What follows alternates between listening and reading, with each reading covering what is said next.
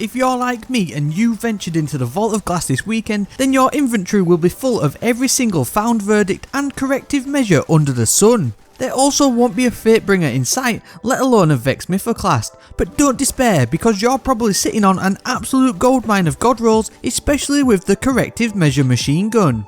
It's an adaptive frame machine gun, and so it sits in the archetype that made the now sunset Hammerhead so popular amongst players. However, I'd argue that this returning Vault of Glass version outdoes it by a mile.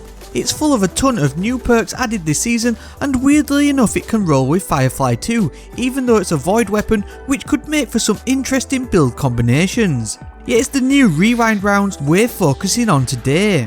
Now we've already covered this somewhat with our Pradish Revenge roll earlier this week, but even though it's the same perk, it does operate a little bit differently given the larger magazine size of a machine gun. When this weapon's magazine is empty, it refills the magazine from reserves based on the number of hits. Yet it doesn't do exactly what it says on the tin, because at max it'll only return half your magazine from reserves, with each time it returning half of that until you're out of reserves. Also, you need to, and I repeat, need to hit the last bullet in the magazine, otherwise the perk won't proc at all. Lastly, you can't sit on your ammo for too long either, as if you're trying to find a target to finish the last few rounds, the perk won't proc as it seems there's a short background cooldown for the perk. All that being said though, effectively you can empty a full magazine and your reserves without a single reload, and with the impending machine gun buff likely to come in season 15, a rewind rounds corrective measure could be the GOAT. With a 50 plus magazine on most rolls, that's a lot of damage to chuck out. One for All isn't a new perk, but on a machine gun with high ammo capacity and one that you don't even need to reload, it's a pretty awesome pairing. Hitting 3 separate targets will grant a boost to weapon damage for a moderate duration. This is a 35% damage boost equal to a Weapons of Light buff, but it's in your hands and can be activated every 10 seconds.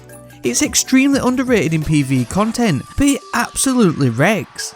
This weapon is quite zoomy with its fixed zoom scope, making hitting ranged targets fairly easy, but it's also really manageable when hip firing at close ranges too.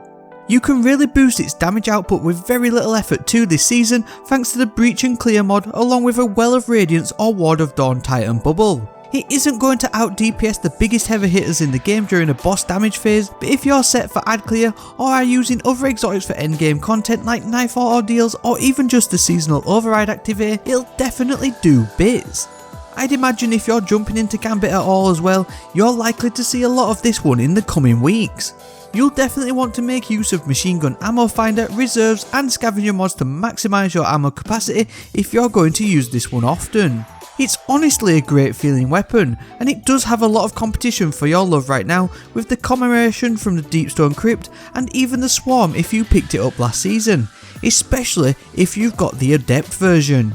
But with the time lost version of Corrective Measure likely to drop from the Master difficulty of the Vault of Glass raid later in this season, I think it's definitely one you should be chasing and trying to obtain a god roll. Alternatively, Subsistence could be a top option too, especially for pure ad clear, but if you're wanting a total workhorse with excellent potential should machine guns get a buff, then rewind rounds with One for All is the way to go.